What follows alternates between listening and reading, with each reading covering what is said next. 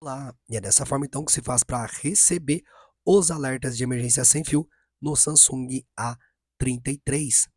Para fazer isso, configurações, segurança e emergência, alertas de emergência sem fio, e aqui está desativado. Então, se você quer receber, é só ativar ele, pessoal.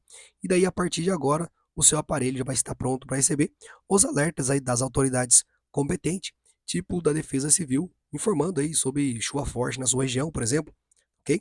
Então você pode aqui configurar mais ainda, ó. Então, você pode deixar como alerta severo, ativar ou desativar o alerta de teste, verificar o histórico, vibração, lembrete de alerta, falar a mensagem de alerta também. No canal vai ter um passo a passo também, pessoal, de cada etapa aqui, tá ok? E uma vez aí configurado, é só retornar aqui e pronto, ok?